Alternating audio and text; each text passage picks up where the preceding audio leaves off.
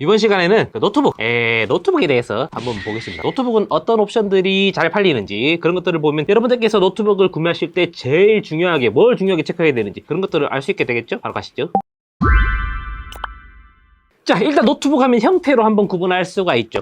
사무용 43%, 게임 영상 편집용 36%, 휴대용은 21%. 이렇게 세 가지 분류가 노트북 시장의 기본 구도라고 보면 되겠어요. 삼국지지, 삼국지. 내가 노트북을 무슨 용도로 살 것인가 고민을 할 때 이 세 가지를 놓고 처음 고민을 시작하시면 되겠죠. 사무용, 아니면 게임 영상 편집용, 아니면은 휴대용, 이렇게요. 제가 워낙 말이 많은 타입이라서 이 세 가지 모두를 이 영상 하나에서 다 다루면 영상이 너무 길어질 것 같기 때문에 이번 영상에서는 사무용 노트북에 대해서 먼저 알아보겠습니다. 자, 사무용 노트북은요, 우선 화면 크기는 15.6인치, 16인치, 14인치, 17인치, 13.3인치 이런 순서입니다. 16인치는 작년보다 2배가 됐어요. 점유율이. 이거 보시면 2배가 됐고요. 그리고 화면 비율을 보면요, 16:9가 70% 정도, 그 다음에 16:10이 한 30% 정도. 많이 늘었죠? 16:10이 많이 올라왔어요. 5월에 3, 4월 기준으로는 37%, 41%, 막 이렇게 올라왔어요. 16:10 비율은요, 16인치, 14인치가 얘네들이 대부분이에요. 15인치 때에는 16:10 비율은 별로 없고, 16:9 비율이 대부분이에요. 그리고 이제 해상도는 FHD 해상도가 67.9% 대부분이고, 그 다음에 WQXGA라고 하는 이상한 해상도가 있는데요. 요게 이제 QHD 플러스라고도 부릅니다. 이제 그게 2560 곱하기 1600 픽셀 요건데, 이 해상도가 점유율이 요즘 엄청 많이 늘었어요. 17%나 되고요. 그리고 WUXGA라는 것도 있는데, 이건 흔히 말하는 FHD 플러스입니다. 이것도 16:10 비율에 1920 곱하기 1200. 1920, 1200 해상도, 이게 한 6% 정도. 그 다음에 WQXGA 플러스라고 하는 이상한 괴상망측한 해상도도 있어요. 이건 뭐냐면 2880 곱하기 1800. 이게 3% 정도 되겠습니다. 나머지는 기타고요. 자, 이게 자료를 보면요, FHD를 제외한 나머지들은 전부 다 16:10이에요. 보면은 그렇죠. FHD가 아까 67. 몇 프로라 그랬죠. 근데 이거랑 16:9 비율 보세요. 이게 70%죠? 거의 비슷하고요. 나머지 다른 애들도 합쳐보세요. 한 30% 정도 나오죠? 16:10도 거의 한 30%. 비슷하죠? 의외로 이제 순수 QHD 해상도가 별로 없어요.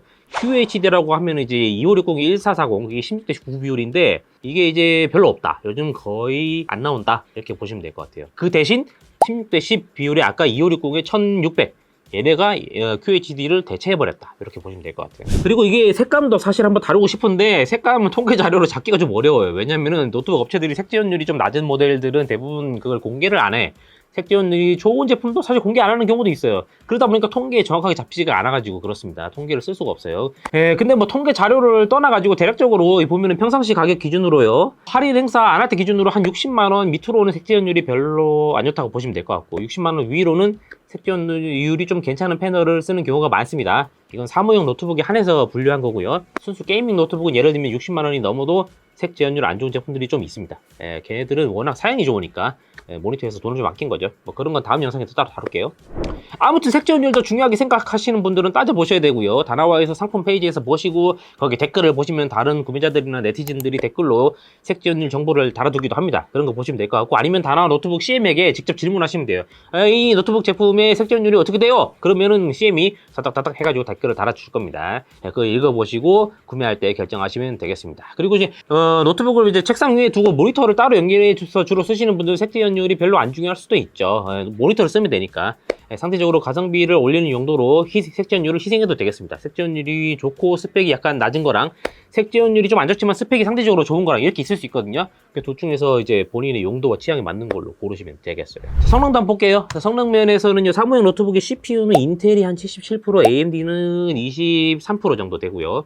작년에 AMD는 좀 더 높았었는데 올해로 오면서 좀 많이 떨어졌어요. 그렇게 보시면 될 것 같고, 대표 CPU는 i5 1240p, 그 다음에 i5 1135G7, 그 다음에 뭐 1235U, 그 다음에 AMD에서는 뭐가 있냐면 5500U, 아니면 56256U, 뭐 이런 것들이 주로 많이 팔립니다. 자, 메모리 용량은요, 16기가, 8기가, 4기가, 32기가 이런 순서고요. 16기가가 이제 완전히 1위로 올라섰다는 걸 볼 수 있습니다. 메모리 가격이 작년부터 완전히 바닥을 쳤기 때문에 업체들이 16기가 넣어주는 거를 별로 어려워하지 않는 것 같아요. 뭐 이거는 뭐 아주 흡족합니다. 흡족한 상태고, 그 다음에 8기가 달고 있는 제품은 점유율이 많이 내려갔죠, 보시면은. 그리고 4기가는, 이 4기가는 이게 왜 있는 건지 잘 모르겠는데, 아직도 팔리나 이게? 잘 모르겠는데, 아무튼 점유율이 있긴 있어요. 올해 들어서는 근데 올해 들어서는 4기가는 거의 사라졌다고 보시면 될 것 같고요. 그리고 32기가가 점유율이 작년에는 2%밖에 안 됐는데 올해는 한 5%까지 올라온 걸 볼 수 있습니다. 그리고 SSD는요, 용량이 1위는 256기가가 1위고요. 점유율 49%, 2위는 512, 3위는 500기가. 얘네 둘은 비슷하고 합치면 한 31% 정도 나옵니다. 4위는 뭐냐면은 이 1테라.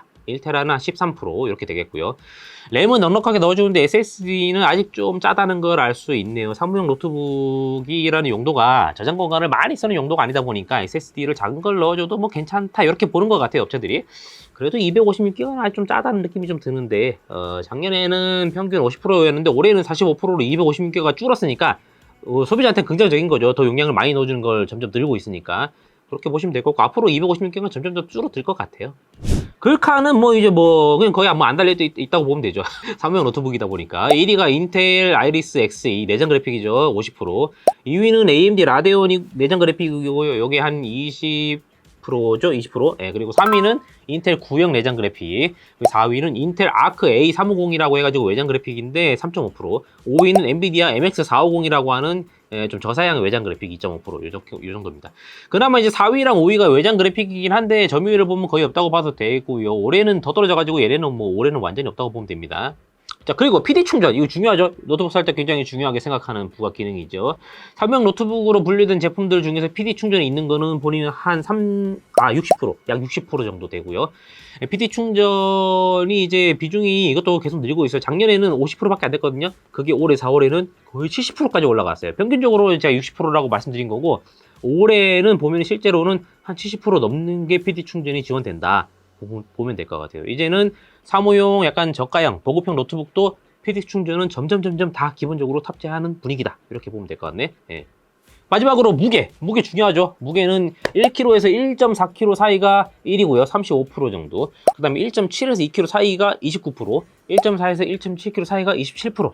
사실상 1kg대의 대부분이라고 보시면 돼요. 1kg 미만은 5%밖에 안 되기 때문에 어떤 경향성을 파악하기는 좀 어려워 보이고 골고루 점유율이 나오고 있고요. 1위가 좀 의외이긴 해요. 1.1kg에서 1.4kg 사이가 1위다 보니까 좀 가벼운 거거든요. 이게 많이 나온다는 게 좀 의외이긴 하네. 자, 정리를 하면요, 사무용 노트북은 대략 이런 특징들을 가지고 있다고 할 수 있고요. 평균치를 쭉 뽑으면 사무용 노트북의 평균적인 안전빵 제품이 되겠죠. 인텔이랑 AMD 저전력 CPU 중에서 중급 제품을 쓰면 되겠고, 램은 뭐 16기가 달린 거 고르시면 되겠고, SSD는 256, 512 사이에서 가성비 괜찮은 거 고르시면 될 것 같고요. 글카는 뭐 내장 그래픽이고, 디스플레이는 저렴한 거는 FHD, 좀 괜찮은 거는 16개 CPU의 QHD 플러스 이런 거 고르시면 될 것 같습니다. 자, 그리고 이제 PD 충전은 되도록이면 있는 거 고르시는 게 좋겠죠. 그래서 무게는 여러분의 용도에 따라서 고르시면 되고, 다른 부분이 너무 마음에 드는데 무게가 좀 무겁네? 뭐 그러면은 고르시고 팔 힘을 기르시면 되는 거죠. 아, 윈도우 언급을 안 했구나. 윈도우는요, 본인이 컴자랄이다, 아니면 내가 윈도우를 가지게 있다, 이런 분들은 윈도우 이미 보유하신 거 있으니까 프리도스로 돈 아끼시면 될 것 같고, 아니면은 그냥 윈도우 탑재 모델 고르시면 됩니다. 근데 예전에는 윈도우 탑재 모델이 좀 많이 비쌌거든요. 상대적으로 프리도스에 비해서 똑같은 사양일 때 윈도우 탑재가 많이 비쌌는데 요즘은 그 가격 차이가 많이 줄었어요. 윈도우 탑재 모델의 가격이 상대적으로 좀 저렴해진 거죠. 그러다 보니까 예전에는 제가 개인적으로는 뭐 윈도우 탑재 모델 왜 사요? 프리도스 사서 윈도우 까세요 그랬는데, 요즘은 뭐 윈도우 탑재도 나쁘지 않은 것 같다. 예. 그리고 가격은요, 스펙에 따라서 한 40에서 80 사이에서 고르시면 안전빵이고요. 그리고 최대한 많이 쓴다, 좀 스펙 좋은 거 사고 싶다, 그러면 100만원 언더에서 고르시면은 만족도가 괜찮을 것 같습니다. 자, 이번 영상은 여기까지고요. 영상이 도움이 되셨다면 구독하기랑 그리고 알람 설정 많이 부탁드립니다. 다음 영상에서는요, 제가 게이밍 노트북에 대한 데이터랑 게이밍 노트북 고르는 방법을 가지고 오겠습니다. 그럼 다음 영상에서 뵙죠. 끝!